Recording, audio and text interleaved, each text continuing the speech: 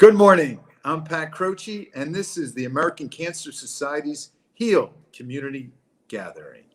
Thank you for joining us today, and I'd like to thank our presenting sponsor, 6ABC, all of our leadership partners who helped raise the almost $2 million in funds to create this research, HEAL, Health and Energy Through Active Living Every Day, down at ACS headquarters in Atlanta, and we should get the results maybe in about a year. And all of you who've gone to acshealed.com and made a contribution from your heart to wear this on your wrist, our mala bead bracelet, with the one green bead that signifies we're all in this together. One beingness, one shared love for each other, support and love. Well, we start each gathering with a moment of stillness. Join me as I rest my attention from all those objects of experience out there, all the thoughts and feelings and perceptions, to one thing, just this sound, this beautiful sound of the Tibetan bell.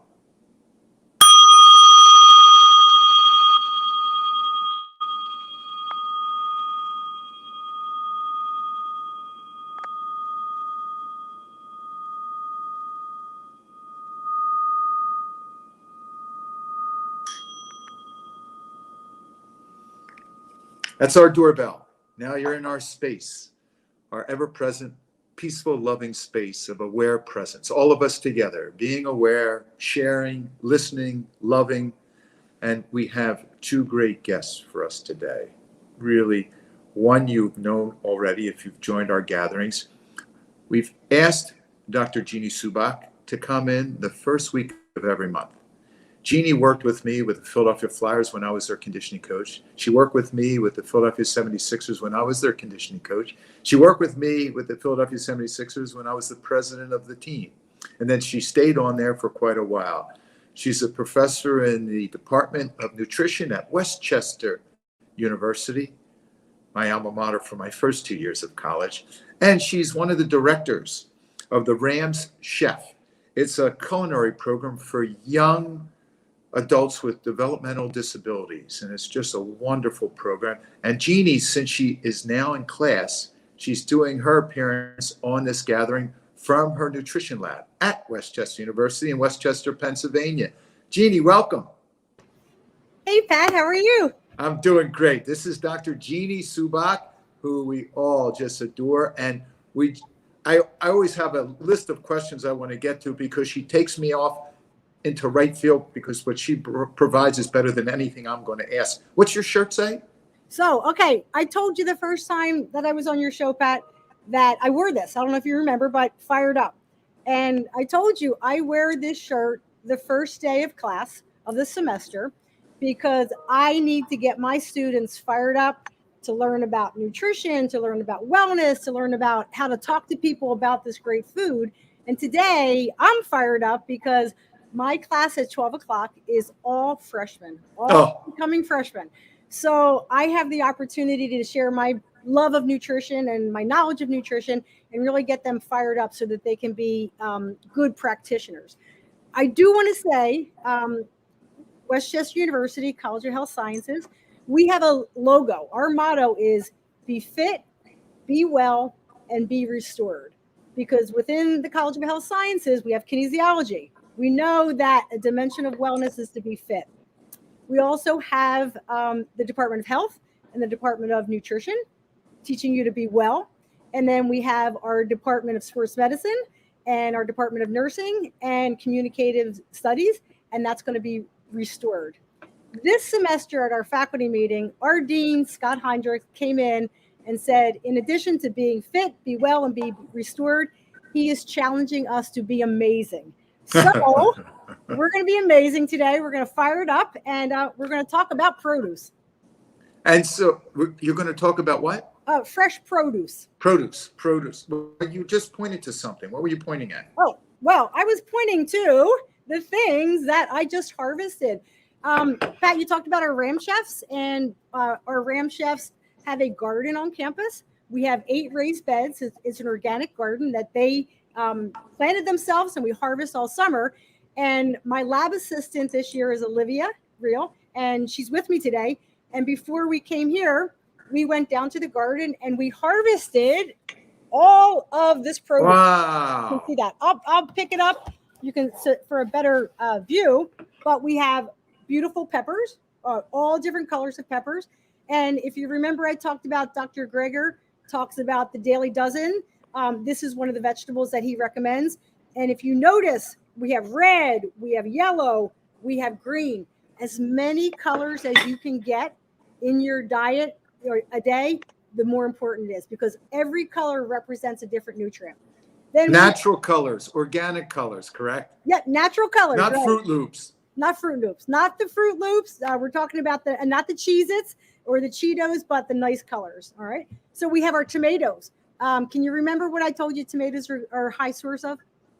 C. Right in the C.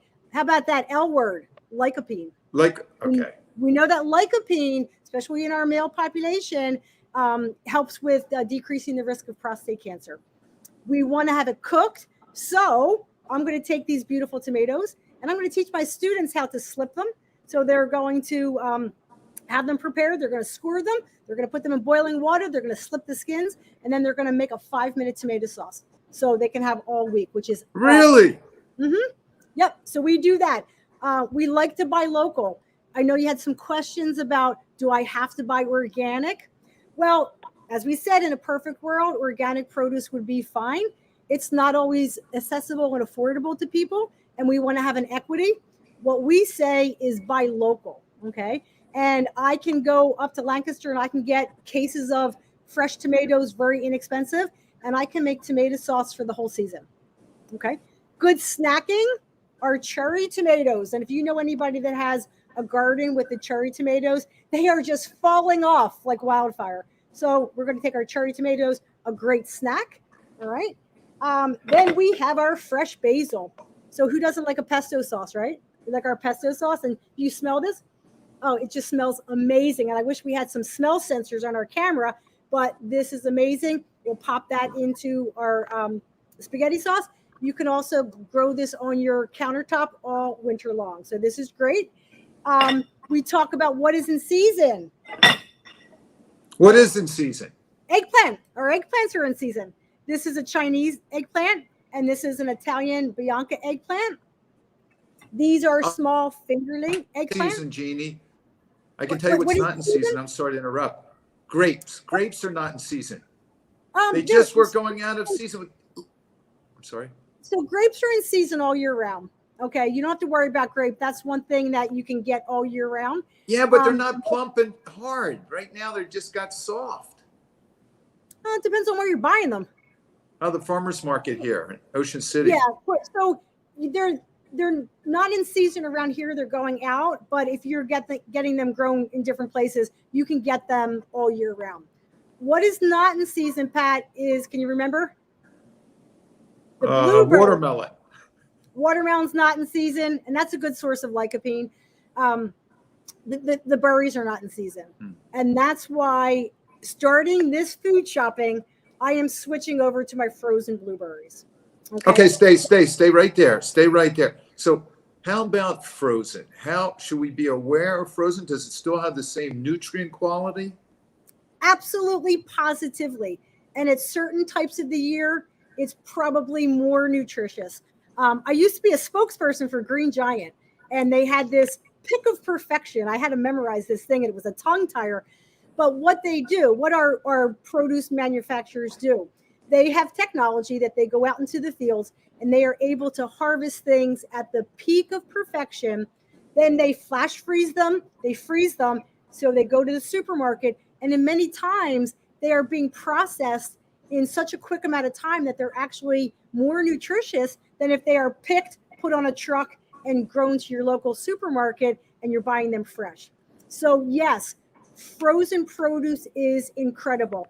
The dietary guidelines for Americans say that you want to do all forms can fit: fresh when it's in season, frozen when it's not or not convenient, canned, even canned produce. Now, you don't want to do the canned fruits in the heavy syrup. You want to do it in the natural juices. If you do have it in a heavy syrup, you can just rinse it under water.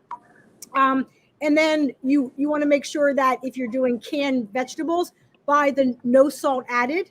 If you can't get that version, just rinse them under cool running water, and that's a great way to get your produce in. Dried fruit is wonderful. I love dates. I love dried mangoes. I love figs. Figs are in the peak of season right now. And if you have a fig tree in your house, let me know because I will come over.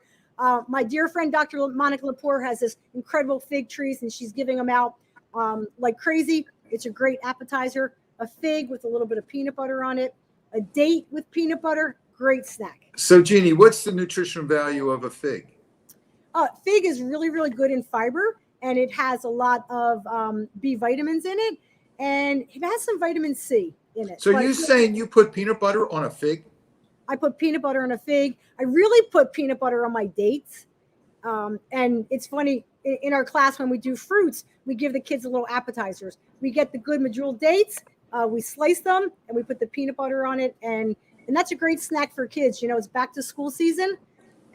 Moms are wondering what to put in the lunchbox. You can put the dried fruit with a little bit, those tiny little peanut butter cups, and let the child do a dipper. Fantastic. Jeanie, do you have to worry about dried fruits being high in sugar? All right, we had this conversation. Fruit, natural sugar, but you hit the nail on the head.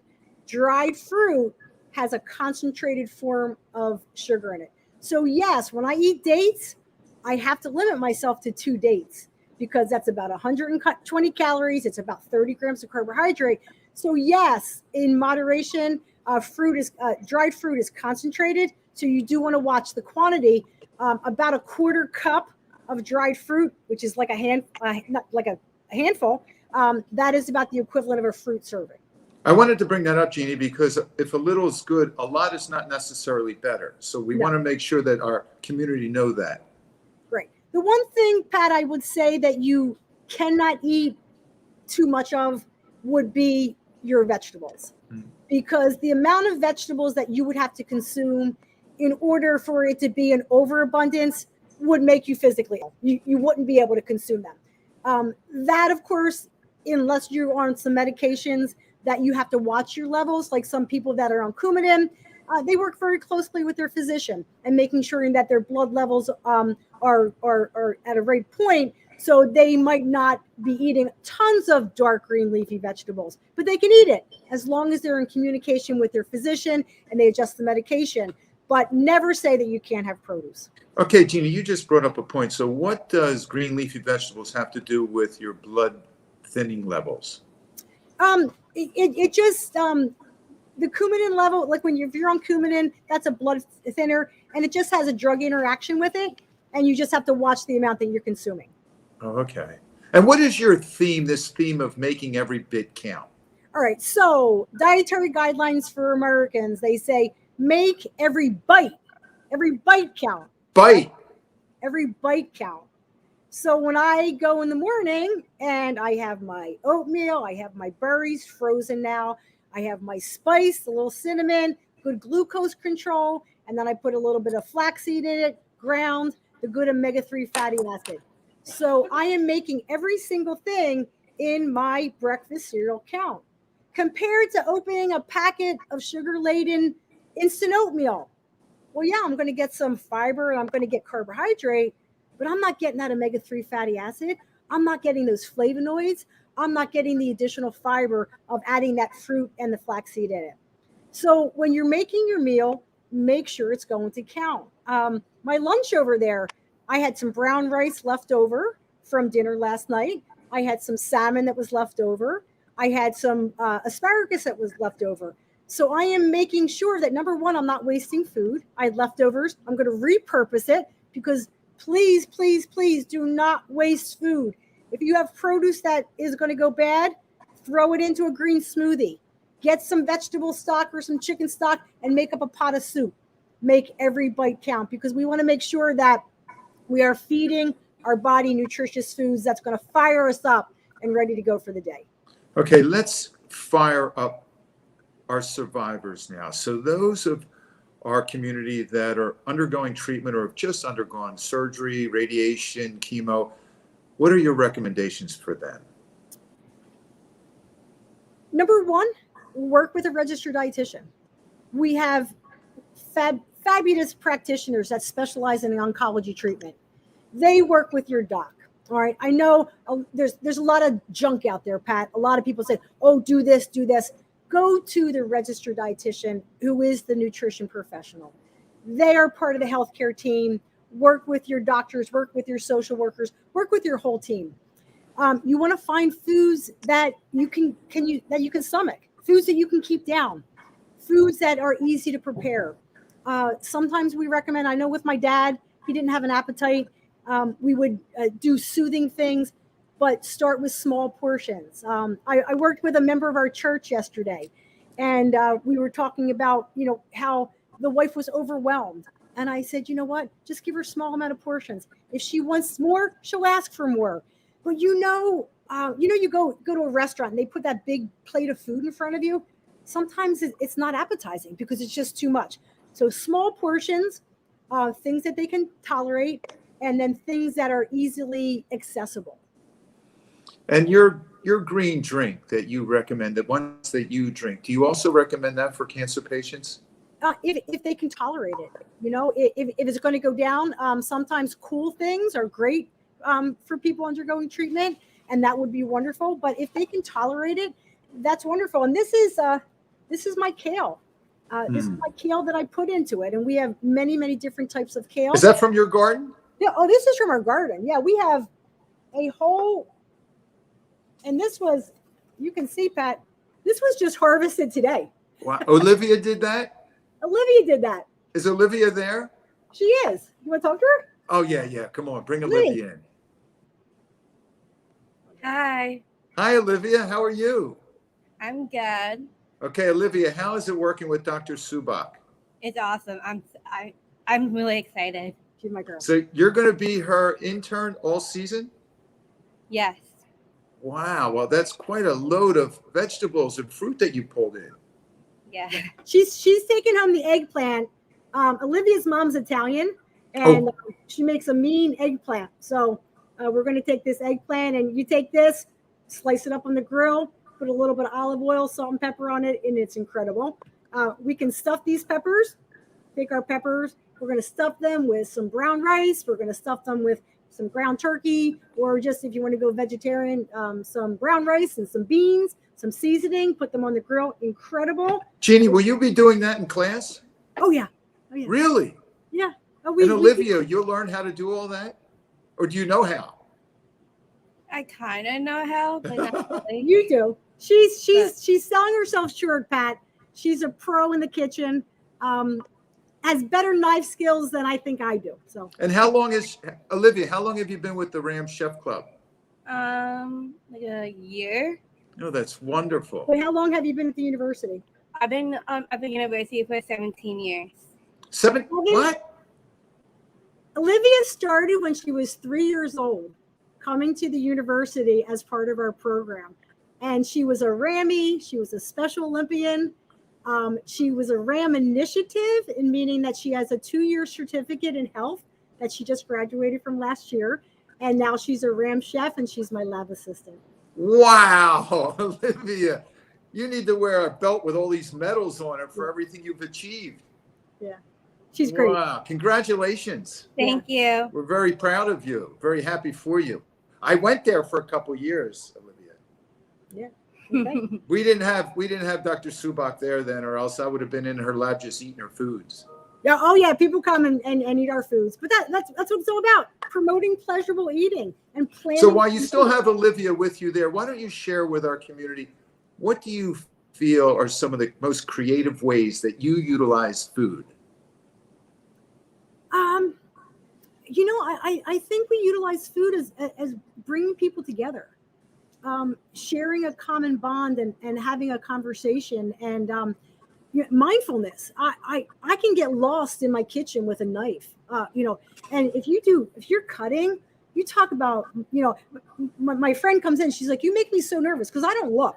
I just sit there and you look and just feeling the textures. And we look at food differently. Like I look at this pepper and I don't see a pepper. I see nutrients. And, I look at, an eggplant, and I look at eggplant, I think of my mom. And The tomatoes, I think of her, we make Mom's Good Tomato Sauce in our lab. And in our new lab, Pat, my instructor station is going to be dedicated in memory of my mom, who had lymphoma.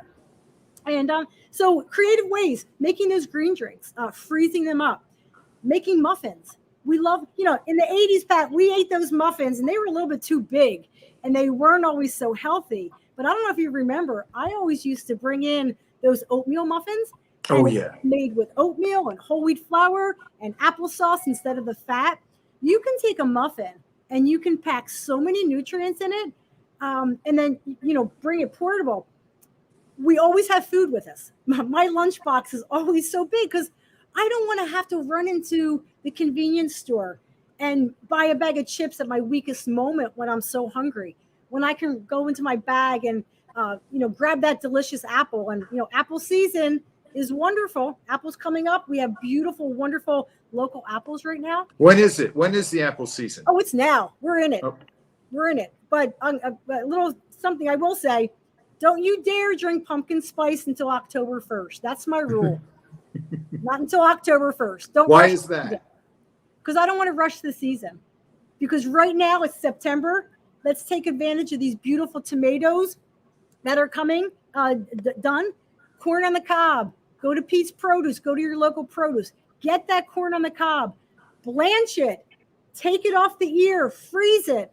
And at your Thanksgiving table, you will have fresh, local corn on the cob. Well, it's not fresh. It's frozen local corn. So take advantage of it. Squashes. I love squash. Make squash zucchini fritters from the local squashes. And we all know that squash just goes out of the garden.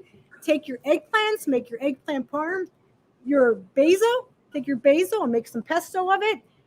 Take everything. So enjoy the late summer September produce. Then you can do your pumpkin spice. Before I put you on the bench and then bring you back, Dr. Subach, tell us, I lost track there, but tell us, relative to all these nutritional foods, how can they affect our gut biome?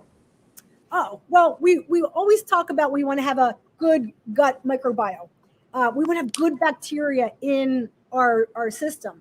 Well, in order we hear people say, I'm taking a probiotic, right? Well, in order for a probiotic to work, you need a prebiotic. You need something for that probiotic to work on. Well, guess what? Our produce are the prebiotic. Beautiful. Okay. Plus the fact that, Liv, show our hands. We have dirty fingernails right now because we were in the garden. And that dirt, that bacteria in the garden actually helps us. A little bit of dirt. Now, we washed our hands very thoroughly because we're going to prep food. But getting out there, being a little dirty is okay, as long as you're washing it before you're preparing your food. That's beautiful. And Olivia, before you go to the sideline, do you have anything else you'd like to add? I don't think so. What do you need? Oh, rams up. Yeah. Rams up. Rams up, Olivia. There you go. Horns. Thank you. Thumbs up. There you go. Thanks, Olivia. Jeannie will bring you right back in a little while, and you get to meet our guest. And Olivia, you're going to love our next guest. He's 21 years old and quite a courageous young man. Our next guest is Danny Hill. Danny, as I just mentioned, is 21, and this month of September is Childhood Cancer Awareness Month.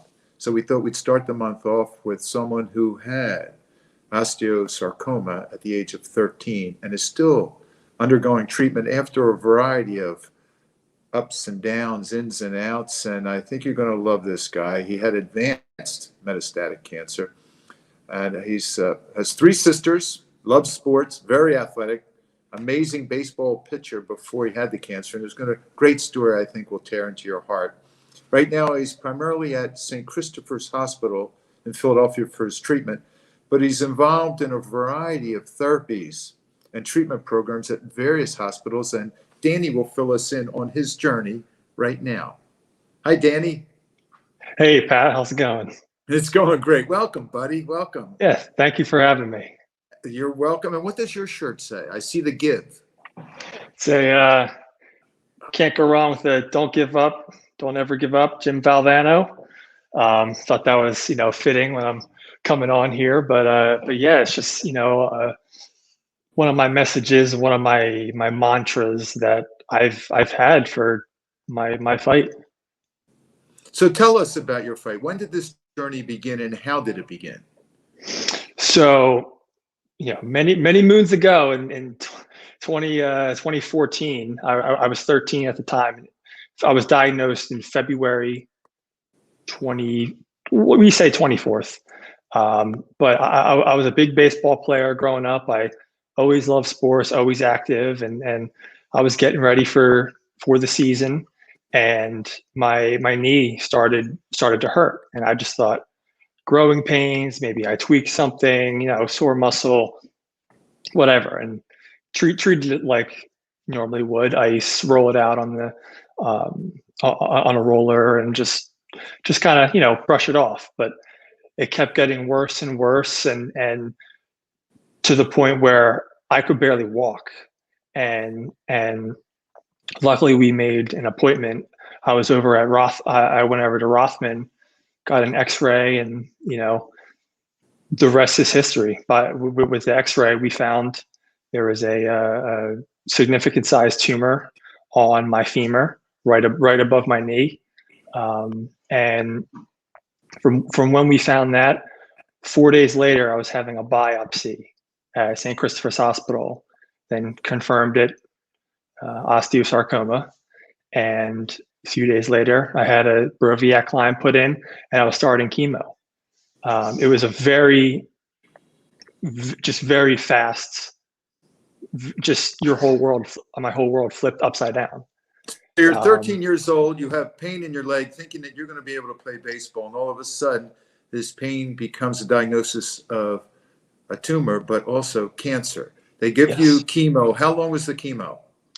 So my first chemo was my first round batch at it, I guess you could say, was 21 rounds spanning over 11 months. And each round I was at least 5 days in the hospital each round.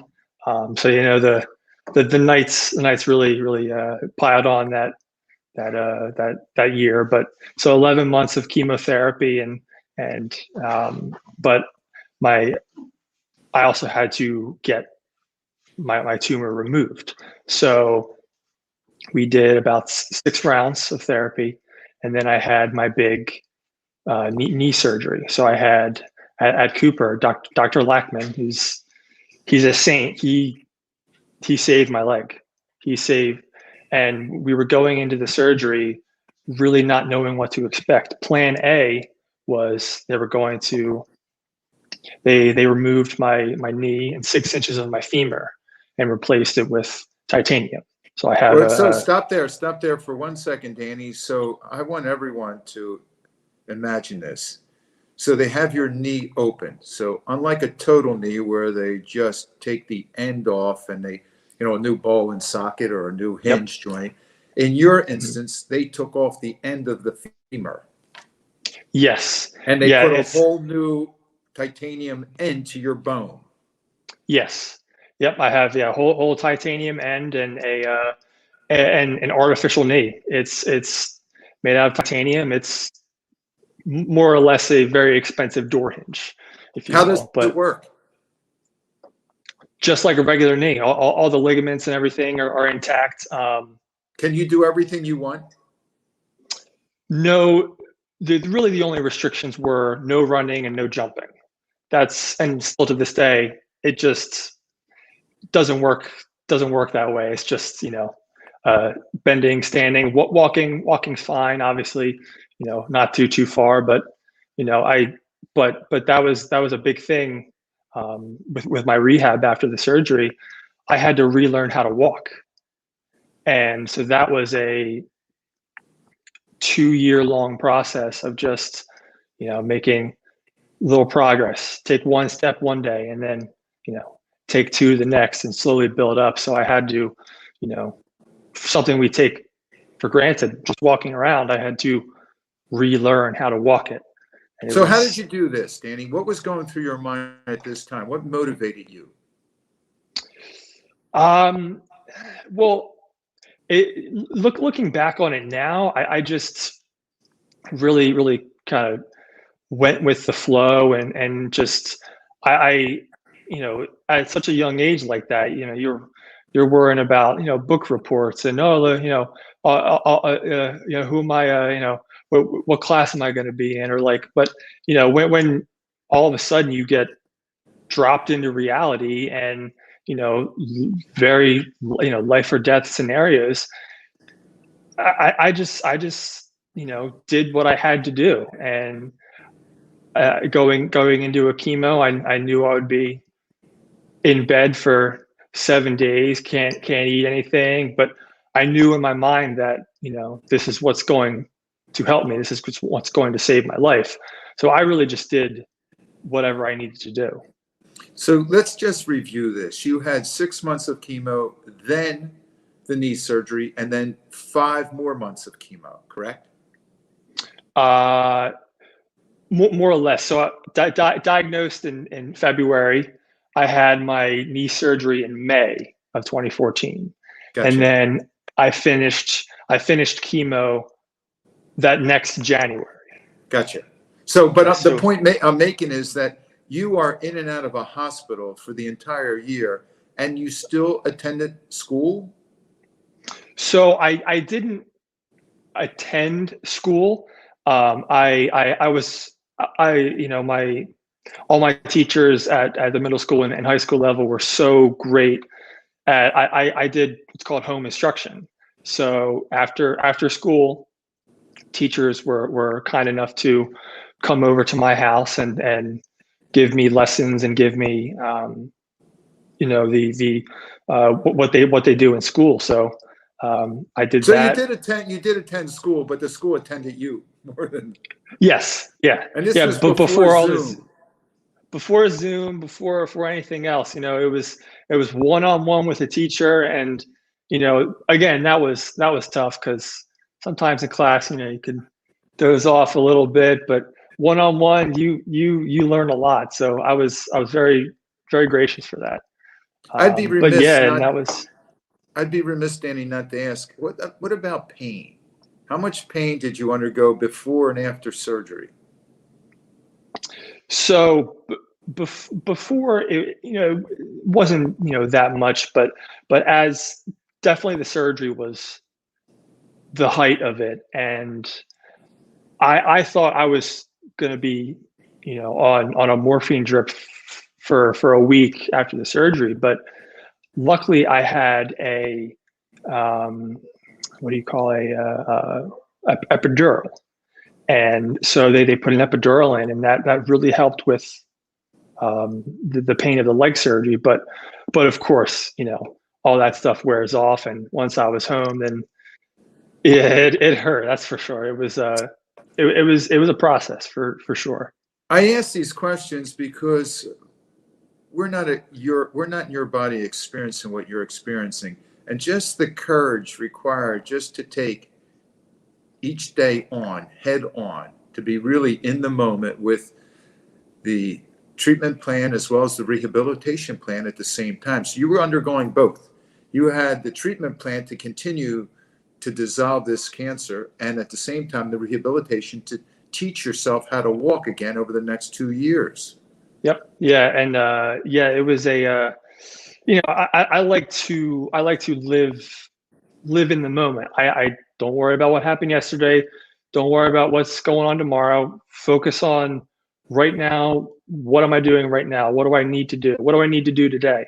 Okay, I need to get up, get my green drink, and then head to PT. Or I focus on, the things that I can control, because with cancer and past 7 years of relapses and tumors popping up all over my body, Wait a second. Time out, baseball player. Time out.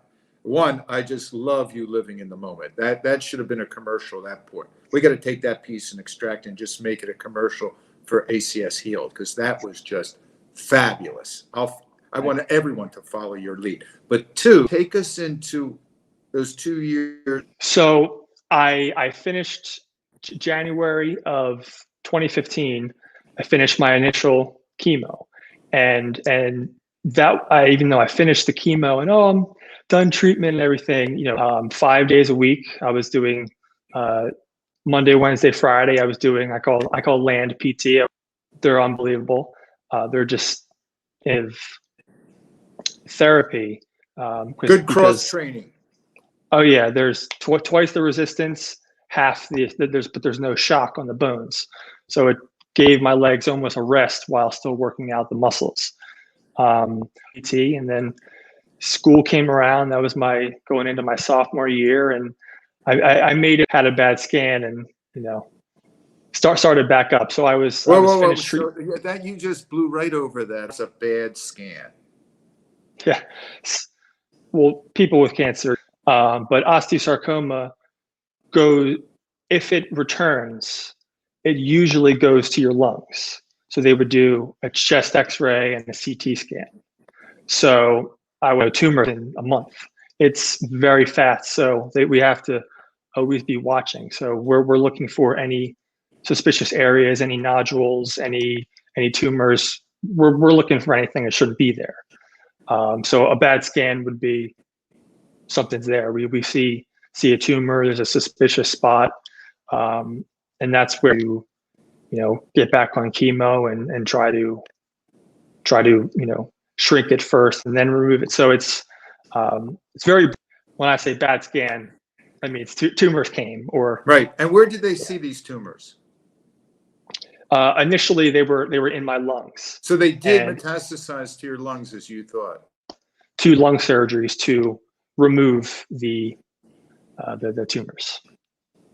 Wow. Yeah, and that was, and I've had many a relapse. That was only in 2015, so that was my sophomore year. Relapsed again my junior year at high school, and that's when it got a little dicey because the tumors were bigger. They came out of nowhere. They were very fast growing. So I had to have 3 thoracotomies. They're called 3 thoracotomies in 4 months. They opened up your chest? The original plan was going down the middle, doing a sternum break and all that stuff. But luckily they were, and I'm at Memorial Sloan Kettering doing this now. We moved up there because there was a experimental treatment that we tried in immunotherapy. So we were up there, but they went under my shoulder blades, and so I have angel wings now, and on both sides I have about 6 to 8 inch long scars where they opened up my rib and I had a lobectomy as well. So they took down the lower lobe of my right lung because that was just too far gone to save. But yeah, and that's when the more serious things happen. And then after that, so my last thoracotomy was in March of, I believe, 2017, and from then, from over 2 years later, I'm clear scans. I'm still doing a drug. This was so my junior and senior year of high school. Okay, and that's at Shawnee High School. Yes, Shawnee High School, and yep. So let's stay there just for a minute. Yeah. Let's just stay there because this is a movie. You're a movie. Yeah. I hope you're journaling all of this. Not as good as I probably should be, but Danny, no, the important parts are up there. Don't worry. The courage and stick-to-itiveness and diligence and vigilance to just do everything, to go at it every day. But so when you're 13 and you're first diagnosed with this cancer diagnosis, and then didn't your doctor say, and this, you were an avid player, a really good pitcher in baseball, did your doctor or one of your doctors say you could never play baseball again?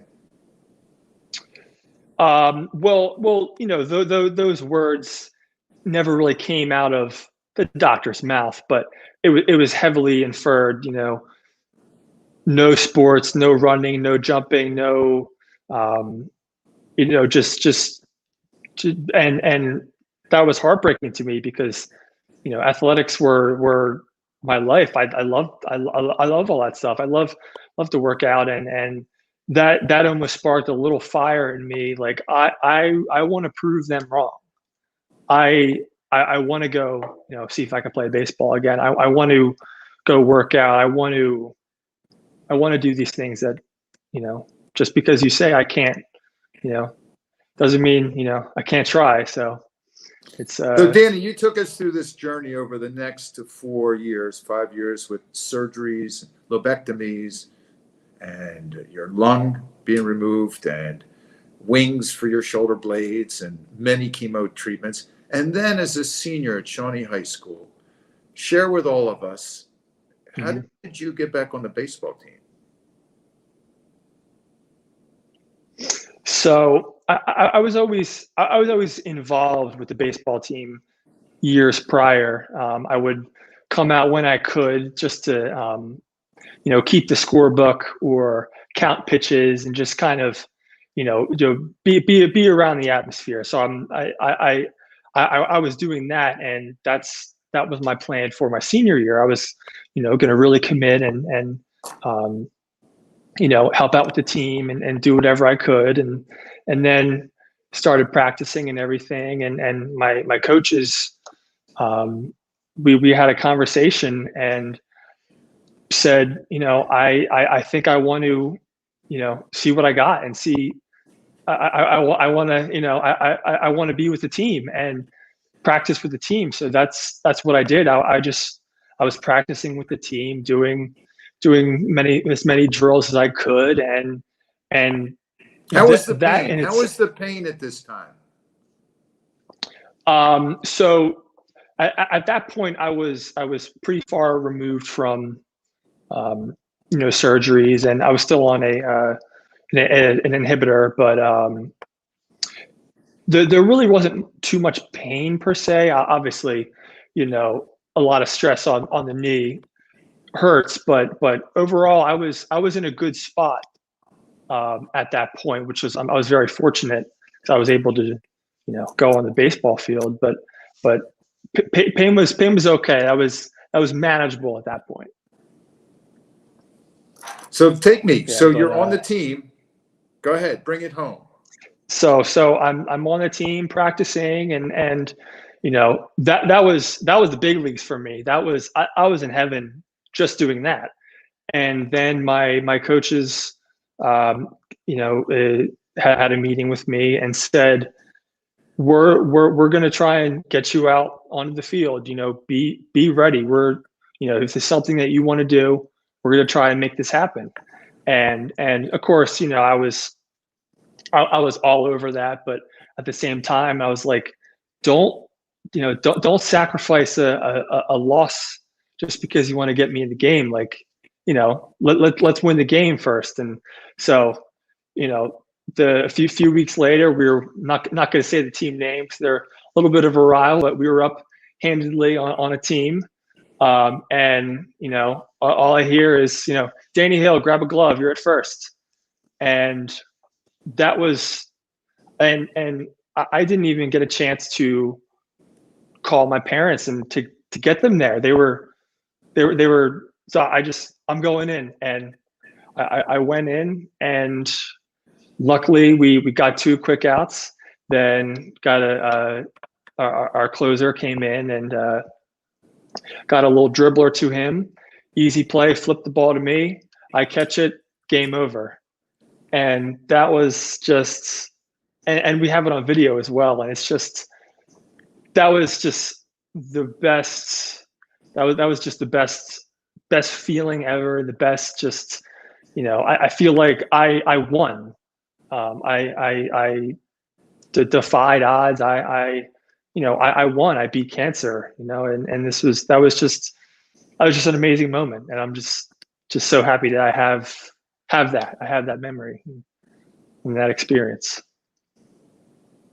How'd the team react? Oh, they were They were just so excited. They were and they were great the whole season, and they just embraced the whole story, and we were just all so close. And it was really like a brotherhood, and we were just all so excited, and and it was just indescribable. It was amazing. Sounds like a Disney movie to me, Danny. Yeah, yeah, So- all in, like the Rudy send off, Yeah. Danny. So let's end with, where are you now? So where am I now? So I don't think anything could top what you just shared, but share with us where you are now. okay, I'll try. So right now I actually had a meeting with doctors yesterday and everything, and I'll have scans later on this month to check up on the tumors and see how they're reacting. We just started a new an additional chemo pill, so I'm taking 2 chemo pills daily, and we are really just monitoring the situation. It's been I had the real bad relapse November of 2019, and it was in all over my lungs, my adrenal gland, and which is above the kidney. I didn't even know what an adrenal gland was, and telling you have a monster tumor on it. That was crazy, but went on trial, different clinical trials, just to see if I could get this under control. And then I started having really bad lung issues. So this is spring of 2020. So we're in lockdown, and I just thought it was allergies. And turns out that tumors in my lungs, higher up in the hilar region, were growing so rapidly that they were growing into my trachea and blocking off like the airflow. And so I had to have, and once they found this, they really didn't have anything to do. They're like, we can't operate on this, and that was it. But luckily, we another thoracic surgeon at Sloan Kettering, she said, I think I can get in there. I think I can do it. And she went in and did the surgery, cleared out all my lungs, and I was able to breathe again. Oh. And then a few weeks later, I had to head out to Seattle, because there was this brand new clinical trial at Seattle Children's. It is a CAR T cell therapy. So in a nutshell, I had to have my blood cells extracted, and they took out my white blood cells and modified them to attack the exact genetic code of my tumors. And then they would reinsert them in and infuse them. So I was out in Seattle for 6 months. From July, I came back December 23rd, right before Christmas. So I was out there all that time. And while I was out there, my lung collapsed, because the tumor, this was a month after I had that clearing lung surgery. The tumor grew back so quickly that it went into my trachea and completely blocked off my right side of my lung, and almost complete, and about blocked half of my lung on my left side. So I had a collapsed lung. And so we had to go finish that again. And that was unbelievable. And so collapsed lung, and I had to get radiation out there as well. It's just one thing after another at this point, these past 2 years. But come home from Seattle, and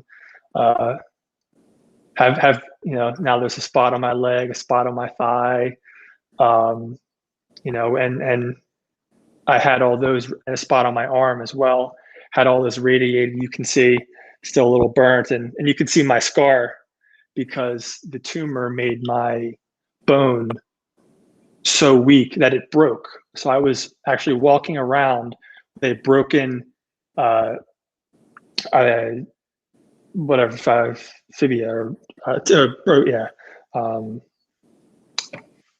broken ulna. That's it, broken ulna for 3 months.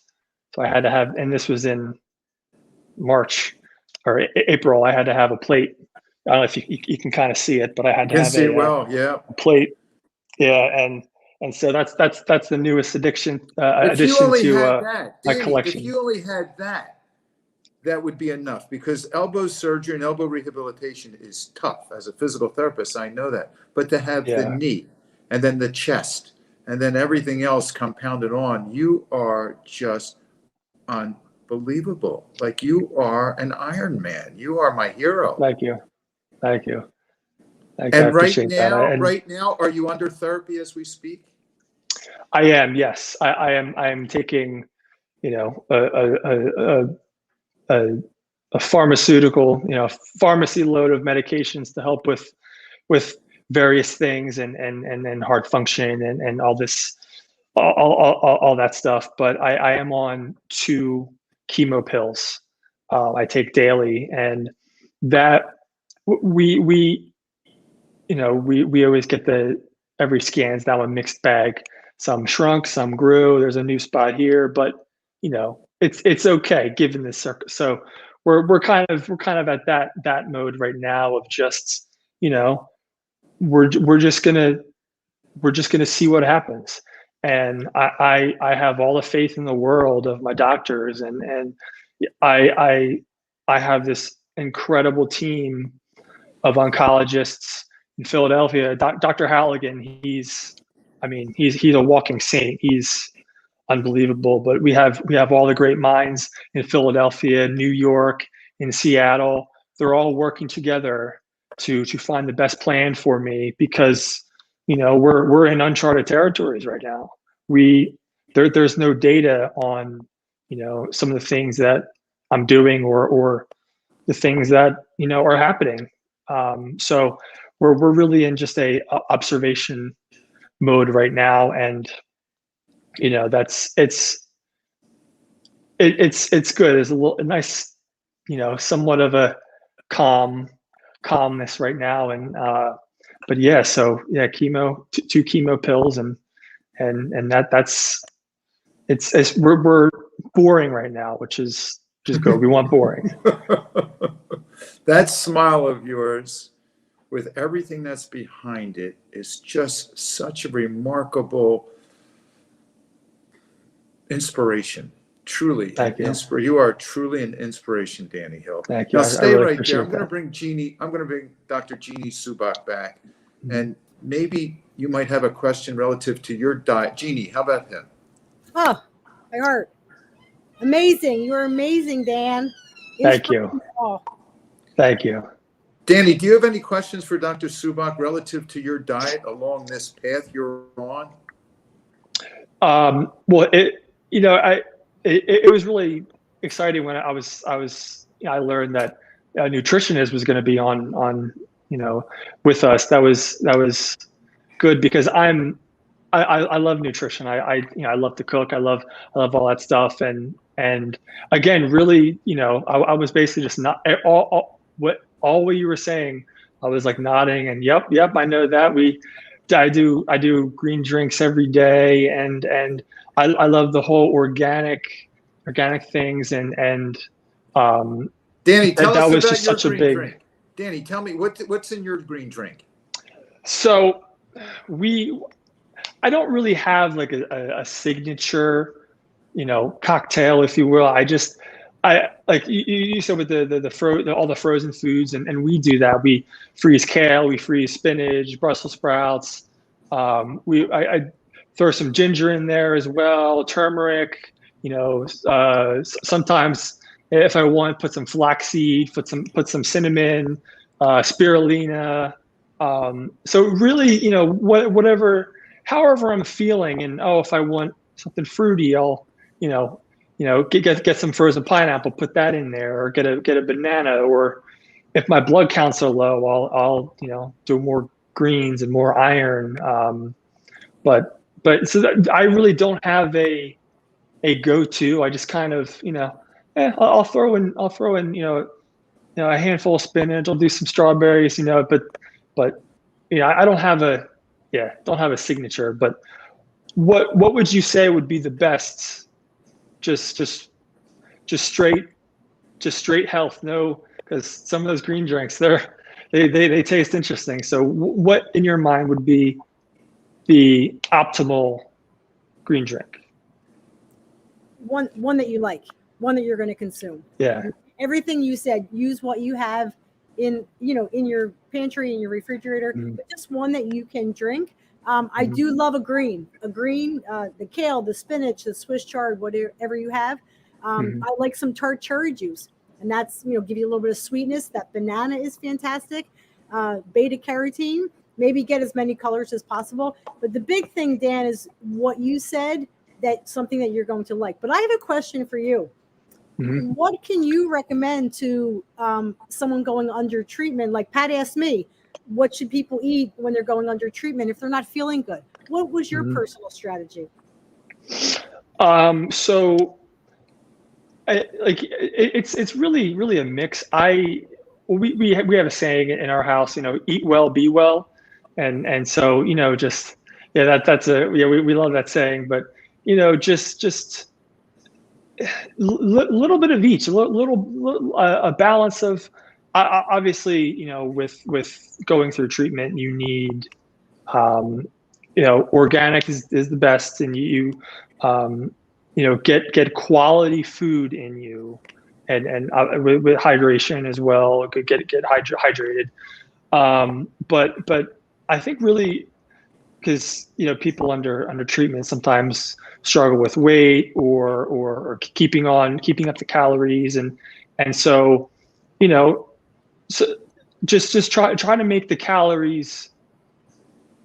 You said make every bite count, and that's so true. Like we get organic peanut butter. I know Whole Foods they grind up peanut butter themselves and sell it, so we get the organic peanut butter to get a little boost to calories. Or but yeah, make the calories count. Make an omelet, and if just try and if you're struggling eating, just get your calories, get your nutrients, and Danny, I'm going to have to call us quits. The link is going to cut off as we speak. Danny, thank you for joining us. Dr. Jeanie Subach, thanks for coming on each month. Danny, I love you. And as we end with a prayer, thank you for allowing me the grace to welcome what is happening right now. And that grace is named Danny Hill. Thank you. Peace, everyone. Thanks, Dan. See ya. Bye.